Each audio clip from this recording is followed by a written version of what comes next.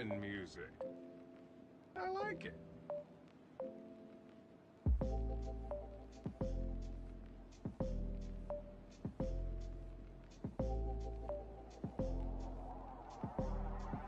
I like it.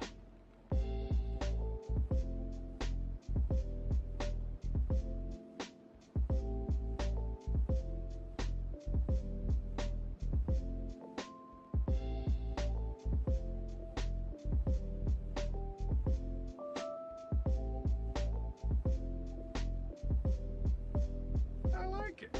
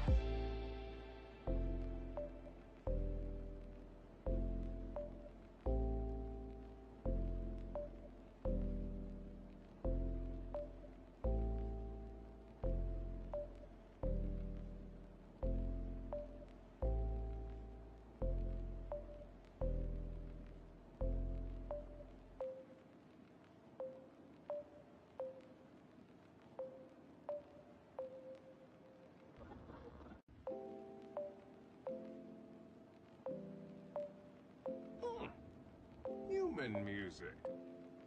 I like it.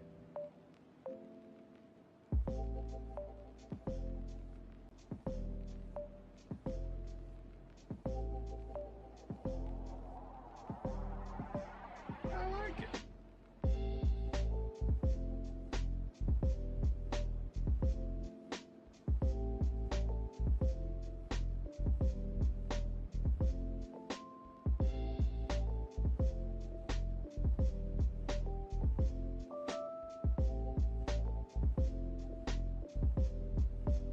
I like it.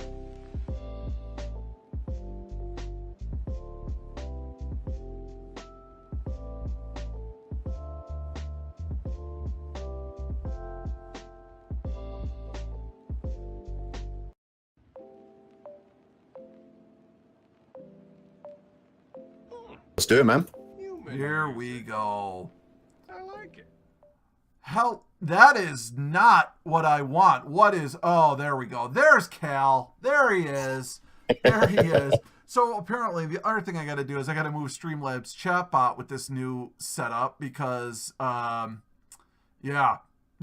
So, hello everyone and welcome to what has been a very interesting evening. It is Monday, March 19th. Welcome to The Palaver. Yes, The Palaver, my friends. We're not calling it Rev's Palaver anymore. We're calling it The Palaver.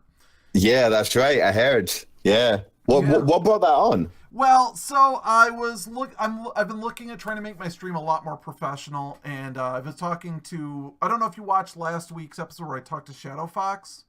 I did not know. Well, let me tell you something, man. As a small streamer, you should go and watch the VOD. It's also, I've got it up on my YouTube.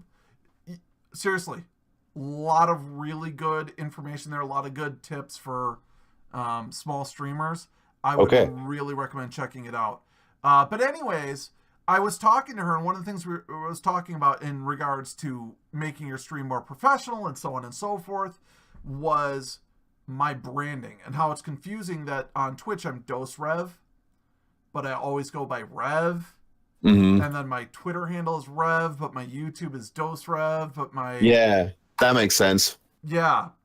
So there was this confusion. She goes, you should really try to get that down into one thing. And I was like, well, I've been trying to get Rev everywhere, but I can't get it on Twitch. I've been trying for years. She goes, yeah, give up. Just be Dose Rev. And I'm like, Yeah.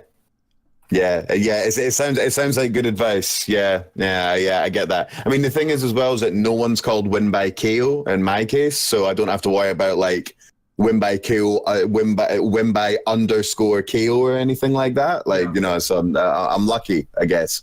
Yeah. So as I make the move away from Rev and over to Dose Rev, the podcast title Rev's Palaver just doesn't make sense anymore, and Dose Rev's Palaver doesn't really fit, if that makes sense.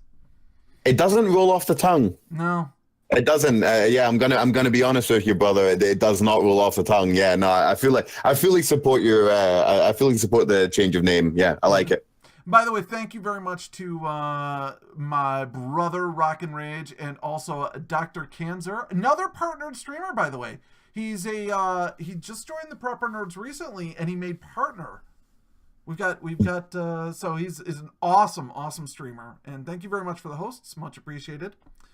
Yeah, so anyways, Cal, I don't know if you know this or not, today marks something, not just the change in the title of the podcast, but also you have now become the most frequent guest on The Palaver. Yes, I've heard this. It's a great honor. I'm not quite sure how many times has it been then. I think this is 8. 8 times. Wow, that's really insane. That is insane. Considering you and me stay many thousands of miles away from each other, we spend a lot of time together. Like I'm either got you on in the background while I'm like trying to clean my bathroom, which was just an abomination. I don't even want to go into it. Discovered new species in the bathtub and everything. Or you're hanging out in my channel, in my stream, or we're doing podcasts. It's kind of crazy. It really is. It really is. I think the only person I've done more podcasts with would be my co-host for the Team MZ Streamer of the Week podcast, Felix Hergood. Right. Because, you know, I'm with him every Friday, basically. Right. Yeah, that makes sense. Yeah, that makes sense. But no, it's a great honor. 8 times. I can't believe that. Yeah. Now, we're going to call you Callie 8 times. That's your new nickname. And I apologize again for the green screen. I think what it might actually be is it might actually be my shirt. I don't know. Whatever. But anyways. So, as we do when we talk to Cal, we talk Hearthstone. But before we really get into the Hearthstone, I wanted to talk a little bit about my stream and how Hearthstone relates to that, if that's okay with you. So, Cal, for those of you who don't know, streams primarily Hearthstone, but also mixes up with some Fortnite and Bloodborne and Street Fighter and a couple other games. Yep. But primarily you're a Hearthstone streamer. Yeah, that's me. Yeah. And Hearthstone is a game I love. I love it. But I've had to make the decision. I think I'm done streaming Hearthstone. I think it's... Yeah, I heard this. Dude, I don't know what it is. Hearthstone is the death of my stream. Yeah. Like, I'll be cruising along. I'll have like 30, 32 viewers. I flip over to Hearthstone within 10 minutes. That number's down to like 9. Yeah, just completely drops out. Yeah. Yeah. It's rough, man. I think you either have to be like primarily a Hearthstone streamer the way you are, or not stream it. Yeah, there might be something. There might be something to that. I mean, I mean, like you and me are always like you told me this, and then I'm passing on this information to other people and stuff like that. They comment on my stream, but it's like, you know, you got to have fun. You got to play the games that you like and stuff. But there's a balance to be struck. Like, it's not just like you can't just have fun. You know what I mean? Like, so there's a balance to be struck between, like, you know, there's like 100 games you could play because you're like a much more of a variety streamer than I am. So cutting Hearthstone back if it's not actually entertaining your subbers or your donators or anything seems like it seems like a totally good move. Yeah, definitely. But there is a balance to be struck there. Like, and I'm not quite sure what the ratio is between fun and trying to entertain the masses. It's a tough one, but we're kind of as streamers, we're always trying to find that balance. I think. Well, you and me are anyway, because we want to, actually enjoy what we do. So. Yeah, I mean, I've always said you should be having fun first and foremost when you do this, right? Whenever you stream, you should be having fun. You should be always enjoying what you're doing when you're going live. Sure. And while I love Hearthstone, while I think Hearthstone's a great game, I gain a lot of enjoyment out of interacting with my chat and talking to my, talking to whoever's there and so on and so forth. And if the people aren't there and the people aren't talking, I'm not having fun. So I can take a game that I like Hearthstone, and if all of a sudden chat goes from 50 miles an hour to 0, I'm not having fun anymore. Yeah, no, I get that, man. I mean, our stream, like, comparing our two streams, like, just it's like you're like I think we've been doing it for about the same amount of time, and you're doing like a little bit better, and like blah blah blah blah, like all that. But we do have different communities as well. Like my chat is just slower, and it doesn't matter. Like sometimes I have 20 people in, the chat is slow as hell. Mm-hmm. It's just, and that's just the type of people, because usually I just get people that come in and it's like they're either at work or they're studying or they're going to sleep or they've just woken up and stuff like that. You know what I mean? So see, there you go. That's the one. So for me, the chat being slow, and to me personally, isn't really too much of a big deal, because I kind of know everybody that's coming in. I know that it's like 8 o'clock in the morning. It's a it's before the caffeine's hit the bloodstream in Dozev's case, other people are working from home, so on and so forth. But in your stream, it's a lot more. You are much more into, like, it's not that I'm not interactive with my chat, but your chat are like, it's going fast. My chat never moves that quickly. Well, you know what I mean? Well, I will say this. I have, so today I did really well in terms of numbers. When I ended my stream, I had 46 viewers. But honestly, out of those 46, there was probably only 8 people actually talking. I have a lot of people who tune in and they're at work, and they'll drop 2 or 3 comments in 6 hours, and that's it.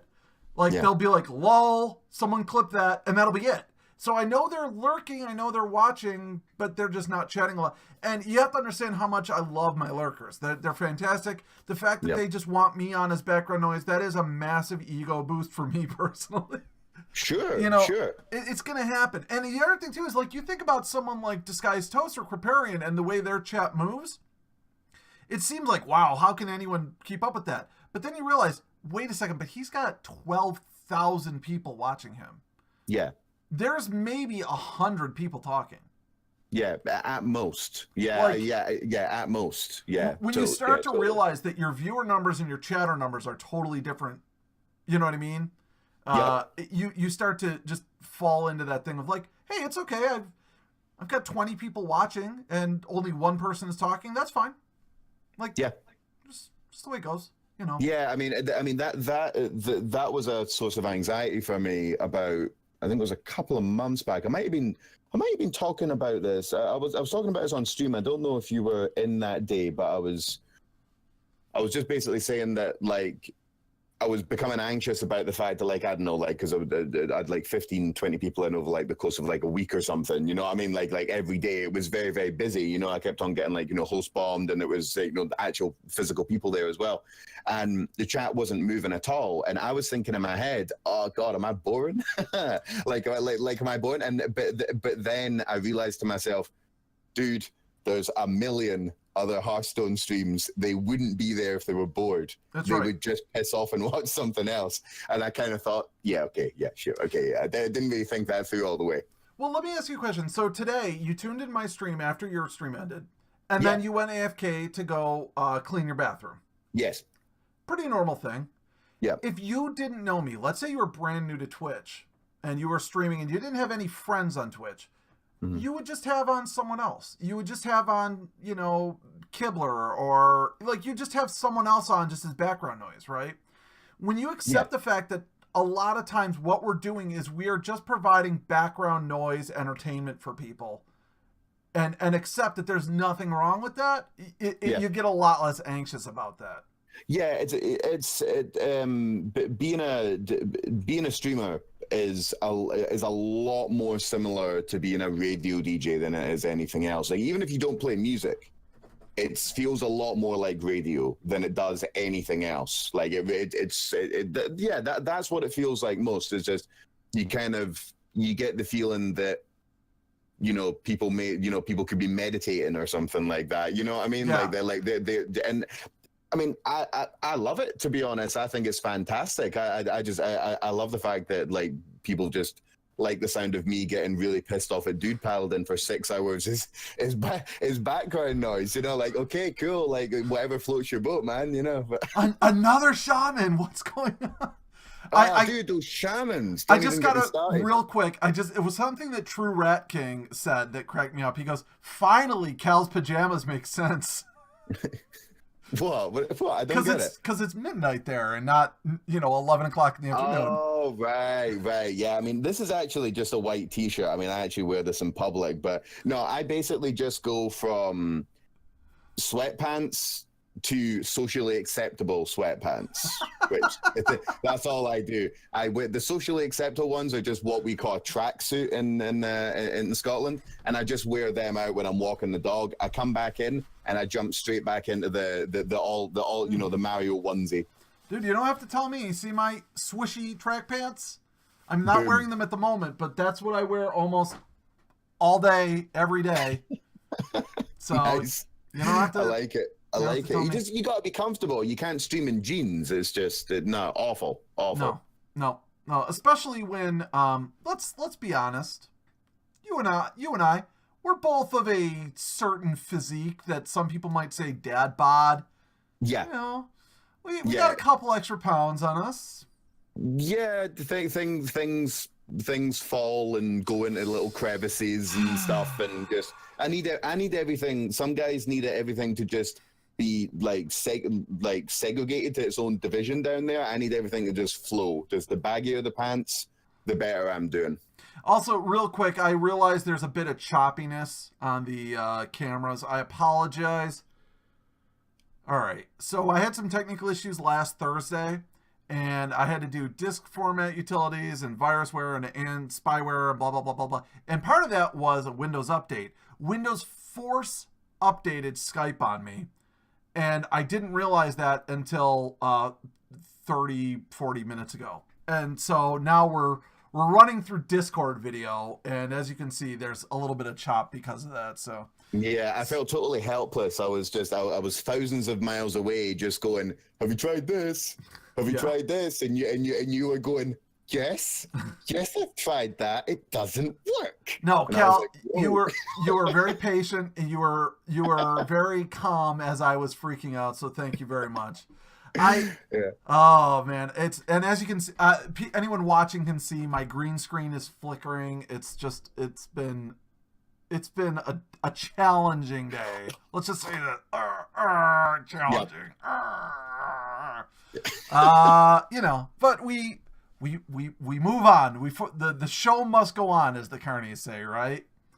Well, it's very easy for me to be calm and collected because I had zero responsibility and zero power setting this up. I just have to sit here, which is kind of what I've been doing for 6 hours today already. So I am warmed up to just sit here and talk. Oh, listen, let me tell you something. Squiddly Marie says, "I just wear a nice shirt and pajama pants. Who's going to know?" Are you kidding me? Squiddly Marie is one of the most beautiful casters. So when she does her IRL stream, her hair is all perfect. Her makeup's all perfect. She just looks all beautiful. I mean, they're only going to see you from roughly this range up anyways. Who cares what you're wearing for pants? Or I know some people who stream, they never wear pants.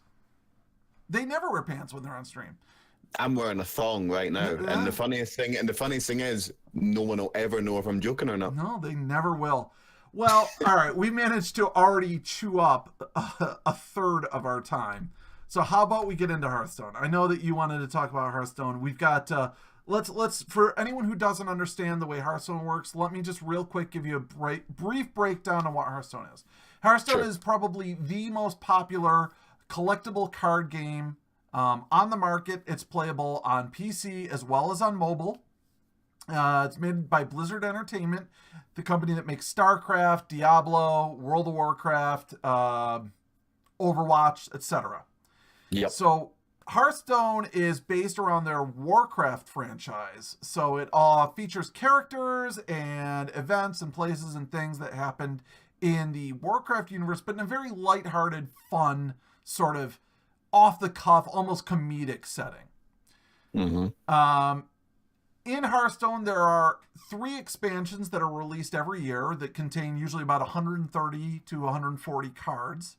Mm-hmm. And every year, once a year, they rotate out the old cards. So you can only use, in what they call standard format, you can only use cards from the current year and the year before. Well, we are currently coming up, we're about 2 months away, I'm going to say roughly. We're about 2 months away from the next yearly rotation. When that happens, the only cards you will be able to use are the cards from the coming expansion and the 3 expansions previous. So now two expansions previous, I think. No, there were 3 in Year of the Mammoth. So there was let's see. So because we're losing Whispers, One Night in Karazhan, and Mean Streets, which leaves us with Unguro, Lich King, and Kobolds and Catacombs. That's right. Yeah, you're right. Yeah. So we will have 3 expansions from this previous year that we will have, which is Journey to Unguro, Knights of the Frozen Throne, and then Kobolds and Catacombs. Kobolds, yeah. And then the new expansion, which is coming out, which they just recently announced, is going to be called, what is it? Witchwood. Witchwood, thank you. Yeah. Witchwood. And so what we're going to be doing is we're going to be talking about, for the last half of the podcast, basically, they've revealed a very few selected cards that are going to be coming out in this new expansion. And usually Kel and I wait until really close before the expansion launches to discuss it. But we're getting it in early on this one. And talk about some of the meta changes, the changes to the meta game, and so on and so forth. Now, I'll start, and I'll say that the last time we talked was right before Kobolds and Catacombs released. And I said I was not going to pre-order Kobolds and Catacombs because I felt like it was going to be a random number generation or RNG fiasco. And boy, howdy, was I right. Yeah. To a certain degree, Crip made a video. Criparian's, for anyone that doesn't know Hearthstone, Criparian's the biggest Hearthstone streamer and probably the biggest Hearthstone personality in the business right now. And he made a video, a YouTube video that was a game he played, and the title of the video was called "This Guy Just Attacked Me with a Pair of Dice." Mage is really frustrating to play against at the moment, like really frustrating to play against. I was playing against a guy today, and I was playing combo priests. So basically, you have to make a big minion, buff its attack up, and then kill your opponent in like one or two turns. And I said out loud, and you should never do this playing Hearthstone, say anything out loud, because Blizzard hears you through the fucking microphone or some shit. And I said, these guys don't run polymorph. Boom! A polymorph comes out of Primordial Glyph. And then I was like, well, again, I don't know why I do this. And I was like, he can't have another polymorph. Boom! Potion of polymorph, both off Primordial Glyph. And the thing is, as well, with Glyph, is that if you discover a spell from Primordial Glyph, the cost of it is reduced by 2 as well, which is the stupidest thing ever. So you basically just aren't playing around anything. You can't. It's really frustrating. Thankfully, Mage isn't tier 1. If Mage had a couple of more tools and it was tier 1, the game would be in a really the meta would be in a really bad state. The good news is for me is that that tier 1 and tier 2 decks, like the kind of like the best decks and the second best decks, they don't really actually have much to do with RNG. That's why I think the meta's in a good shape. Basically, I don't feel that I'm losing a lot of games at the moment because of someone having just turn 5, turn 8, which we had a lot in the last expansion, or just like discovering like random spells. I don't feel that that's not too much of a problem, but Yeah, what was that card called that you and me were talking about? And it was we saw it being a massive problem. Was it Lion Manipulator or something like that? Spells that don't start in your hand reduce their cost by 2 or something like that. Yeah, Arcane Manipulator, I think it's called. Yeah, something like that.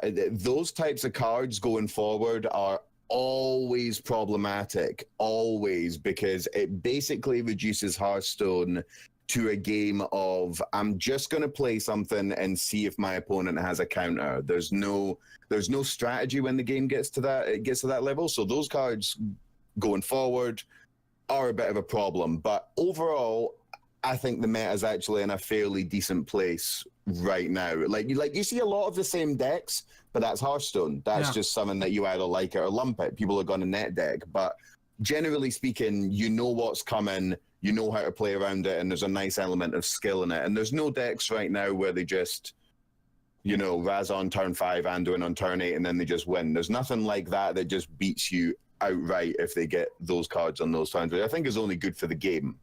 I would say so anyway. I think that the meta is actually pretty healthy. It's a lot healthier than I thought it was going to be honest. Me too.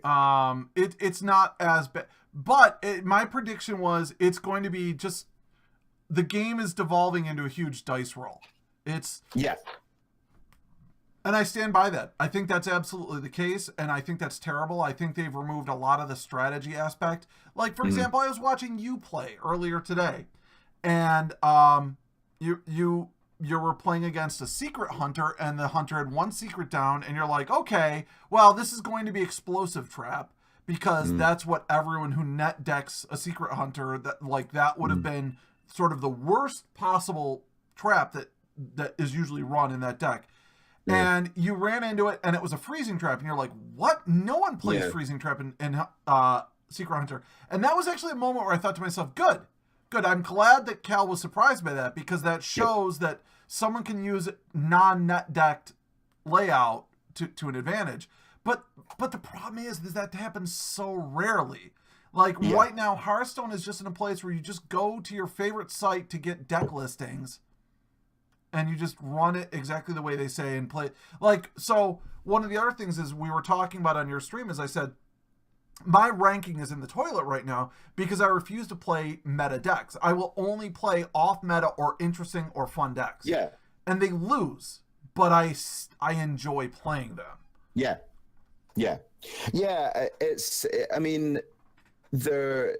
It's only a select few people that are actually good enough at Hearthstone to be able to make their own decks and actually climb with them as well. Like, not many people are going to be able to do that because all of the decks that you're playing against have been optimized. So if you've just happened to stumble across another way of doing something or a completely different archetype, it has to go up against all the other decks that are already there, and that's really, really difficult. It's really, really difficult to do. I just kind of wish there was a place in Hearthstone where people could just play, where just meta decks were banned. Basically, I really think. I really do. I really think Hearthstone needs that. I think Hearthstone needs a place where it's just, you just don't have to deal with that bullshit all the time. Because if you go to Wild, if you go to Wild Casual, you go to Standard, you go to Casual, actually, even if you go to Arena these days, because of the new changes they made to Arena, it's just net decks everywhere, just literally everywhere. And it's like, how the hell are you actually supposed to... What I think part of the problem goes because deep. only a tiny I do apologize, but just before it falls out of my head, like only a tiny percentage of the cards actually get used in Hearthstone. So why can't there just be a mode where it's just like, okay, see all that other shit that no one ever uses because it just gets pulverized by all the decks? Why isn't there just a mode where we can just do that shit? Yeah. You know? It seems good. I apologize for interrupting. No. Please, by all means, you're the guest. I apologize for interrupting you. I've said for a long time that what Hearthstone needs is it needs a format similar to Magic the Gathering's tournament format that's known as cube format. And basically what it is every X number of months, they change what cards are allowed in the cube. So to put it in Hearthstone terms, basically Standard would change every 4 months, and it would be Well, really, it would change every 2 months because it would be, every 2 months, or there'd be an expansion that would come out. So then all the cards in that expansion, plus whatever cards were in the cube previous. And then 2 months after that expansion comes out, they re-examine the cube and they say, okay, now these cards are allowed in the cube and these cards aren't. And you have to make your deck based on that cube. And then you have to play in that cube for 2 months, and then another expansion comes out, and so on and so forth. And I feel like that would be a really interesting way to keep the meta constantly fresh. You wouldn't see the same decks for 4 months straight. Yeah, you'd see them for you'd see winning decks popping up every, after every 2 weeks after the format was after the format was announced.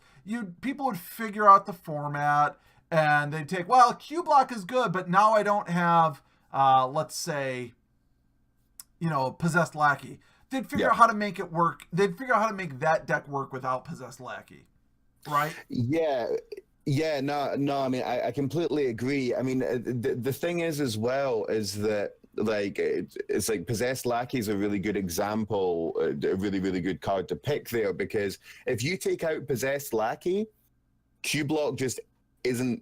Like, it's still a good deck, but it's probably not tier 1 if you take out those 2 copies. And I really mean that, because if you have to actually play a Void Lord or play a Doomguard and have to deal with the fact that you played a 9-mana card, 9-mana cards, just that's a bothersome slot, or you have to play Doomguard and discard 2 of your cards, suddenly Q block isn't that good, and that's one card.